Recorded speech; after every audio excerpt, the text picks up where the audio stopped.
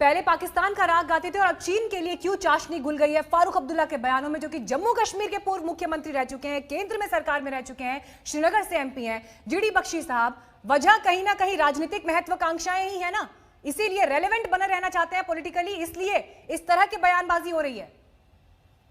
देखिए साहब, हर बयान का कोई परिप्रेक्ष्य होता है।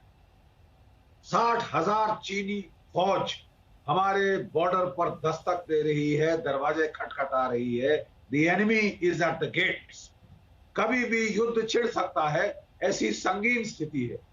ऐसी संगीन स्थिति को इतने पुराने लीडर 82 साल के, जो कि सारा जीवन पॉलिटिक्स में रहे हैं, बिल्कुल, क्या वो समझ नहीं सकते? और ऐसे संगीन समय में ऐसा भड़काऊ बयान देना, ये तो साहब अगर ट्रेचरी की डेफिनेशन और क्या कि enemy is at the gates, आप कह रहे हैं वो आके हमारे अंदरूनी मामलों में हस्तक्षेप करे, 370 को वापस लाए। क्या आधिपत्य है चीन का? क्या क्या क्या राइट है चीन का इसमें इंटरफेयर करने के लिए इंटरनल मामलों में? पुराने जमाने के युद्धों में ऐसा ही होता था कि घर का कोई बेदी, घर का कोई जयचंद, घर का कोई गद्दार, वो बाहर के ताकतों को बुलाता था हस्तक्षेप करने स्टेट के अंदरूनी मामलों में। उसे गद्दारी कहा जाता था। अब उसकी परिभाषा बदल कैसे गई है? आपकी राजनीतिक महत्वाकांक्षाएं जो भी हो, आप अपने आपे के बाहर नहीं हो सकते। बिल्कुल, आपको एक जिम्मेदारी जरूर में लेनी चाहिए थी, क्योंकि जितने सीजन्ड पॉलिटिशियन हैं फारूक अब्दुल्ला, अगर वो जिस जीडी बख्शी साहब जिस बात का जिक्र कर रहे हैं, अगर वो ऐसा बयान देते हैं और नेशनल कॉन्फ्रेंस ये कह देती है कि क्योंकि उनके मंच से ये बयान नहीं दिया गया, उनके प्रेस नोट में ये स्टेटमेंट नहीं है, तो ये उनका निजी बयान है, ये भी देश के साथ एक तरह का धोखा है। फौरन लौट रहे हैं ब्रेक के बाद। सभी खास मेहमान हमारे साथ इस चर्चा में जुड़े हुए हैं। हम बात कर रहे हैं फारूक अब्दुल्ला के उस स्टेटमेंट की जिसमें वो ये कह रहे हैं कि चीन की मदद से 370 को बहाल कर देंगे। हालांकि उनके इस बयान को लेकर राजनीतिक संग्राम छिड़ गया है। बीजेपी ने उनके बयान को लेकर पलटवार का मौका नहीं छोड़ा। मैंने तो चीन के प्रेसिडेंट को कभी यहां बुलाया नहीं।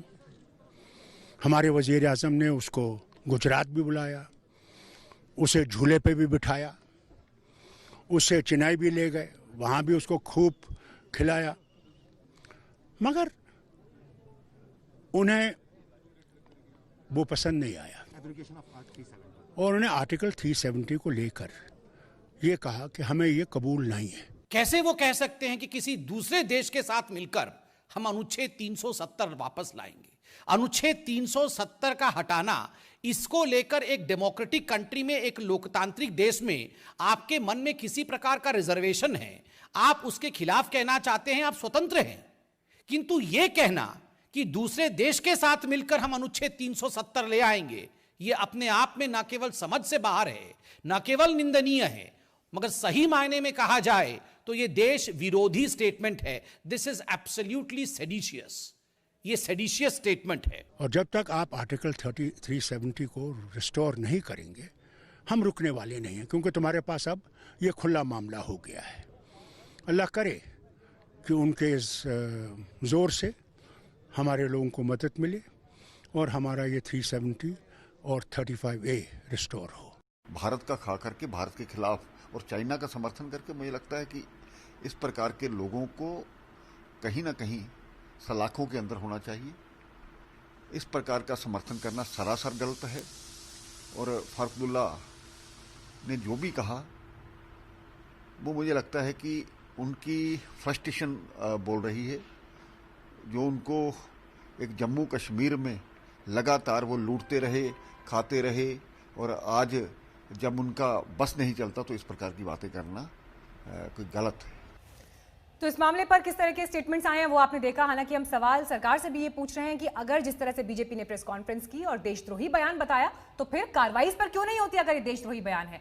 सलमान निजामी साहब, आपको मैं चर्चा में यहां पर लाना चाहूंगी और इस पर्सपेक्टिव के साथ मैं आपके सामने ये सवाल रख रही हूं कि जो बयान फारूक अब्दुल्ला दे रहे हैं, सिर्फ और सिर्फ अपने पॉलिटिकल करियर के लिए, अपनी पॉलिटिकल महत्वाकांक्षाओं के लिए संजीवनी तलाश रहे हैं ऐसे बयानों में, क्या उन्हें दिखाई देता है इस ग्लोबल पेंडेमिक के समय में कश्मीर में 80,000 से ज्यादा केसेस रिपोर्ट हुए हैं कोरोना के, 1300 से ज्यादा लोगों की मौत हुई है, लेकिन वो ये कहते हैं कि चीन की मदद से बहाल करेंगे 370?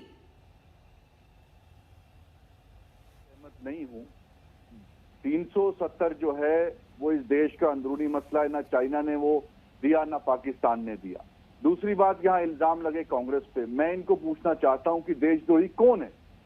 देशद्रोही वो हैं जो पठानकोट के बाद बिना बुलाए पाकिस्तान बिरयानी खाने जाते हैं, और जहां दूसरी तरफ चाइना जो है हमारे लद्दाख में घुसा हुआ है, पीछे हटने का नाम नहीं ले रहा है, हमारे सैनिकों को शहीद करता है, और आप उनसे कर्जा लेते हैं।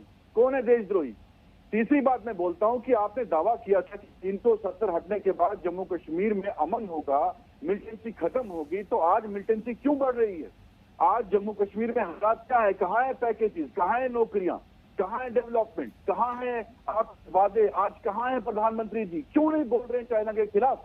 हम कहते हैं कि हम आपके साथ खड़े हैं, आप तो यूएन जनरल असेंबली में चाइना का नाम लेने से डर रहे हैं, लेने आप जाके वहां चाइना का नाम नहीं ले रहे। और दूसरी बात में मुझे बताइए, आप 9 सलमान निजामी साहब, मुझे राहुल गांधी का स्टेटमेंट याद है, आपके फॉर्मर प्रेसिडेंट रहे हैं, मुझे उनका स्टेटमेंट याद है। उन्होंने ये कहा कि हमें 15 मिनट अगर हमें मिल जाए तो हम कश्मीर को पीछे खदेड़ देंगे, हमारी सरकार होती तो 15 मिनट में हम निपटारा कर देते। क्या ऐसे समय में जब वो ये बयान देते हैं, तो आज जब फारूक अब्दुल्ला ये कहते हैं कि चीन की मदद से 370 बहाल करेंगे, क्या राहुल गांधी देश के सामने आके इस बयान की निंदा करेंगे? बोलेंगे ये देशद्रोही स्टेटमेंट है? ये है, सबसे बड़ी बात ये है कि जब कश्मीर में सब कुछ ठीक था, 370 जब था, तब चाइना ने कोशिश नहीं की, जुर्रत नहीं की कि वो लद्दाख में घुसे। आज 6 महीने से वो अंदर हैं, आप पीछे नहीं उनको कर पा रहे हैं। तो राहुल गांधी ने कहा कि तो इसलिए फारूक अब्दुल्ला ये बोल देंगे कि चीन को आमंत्रित कर दीजिए, चीन को बुला लीजिए, चीन को बुला लीजिए, अब फैसला वो करेंगे। हम कहते हैं कि हमारा अंदरूनी मुल्क है, ये मुल्क ताकतवर है कि वो चाइना को पीछे कर सकता है। राहुल गांधी जी ने कहा, आप तो डर रहे हैं, भाजपा के नेता चाइना का नाम लेने से डर रहे हैं। तभी राहुल जी ने कहा कि हमें मौका दीजिए, अगर हम होते तो चाइना ऐसी जुर्रत नहीं करता। आज पाकिस्तान जुर्रत नहीं करता कि वो अपने मैप में कश्मीर को लेता। आज चाइना जुर्रत नहीं करता कि वो कहता है लद्दाख हमारा है। देखिए, आज देश के सामने ये तस्वीर बहुत क्लियर होनी चाहिए, देश के सामने आज ये तस्वीर बहुत क्लियर होनी चाहिए। फारूक अब्दुल्ला जो बार बार कश्मीरी मुस्लिम्स को लेकर आवाज उठाते हैं, आज ये देश के सामने तस्वीर साफ होनी चाहिए कि जिस चीन को लेकर चाशनी भरे बयान, बड़े मीठे मीठे बोल उनकी जुबान से निकल रहे हैं, उसी चीन में उइगर मुसलमानों के साथ क्या होता है? क्या ये बात सरेआम कभी एक्सेप्ट करेंगे फारूक अब्दुल्ला? कश्मीरी मुसलमानों के फेट बदलने की बात करते हैं वो, किस्मत बदलने की बात करते हैं वो। देखिए, आपने बिल्कुल सही कहा, he needs a strong reality check. जरा वो झांके ईस्टर्न तुर्किस्तान में उस ये उइगुर्स के साथ क्या जेनोसाइड हो रहा है। वहां पे कंसंट्रेशन कैंप में 6 लाख जो उइगुर मुस्लिम चीन ने डाल दिए हैं, टॉर्चर किए जा रहे हैं। वहां पे जो है चीन ने, वहां पे कोई मुसलमान दाढ़ी नहीं रख सकता, औरतें बुर्का नहीं डाल सकती।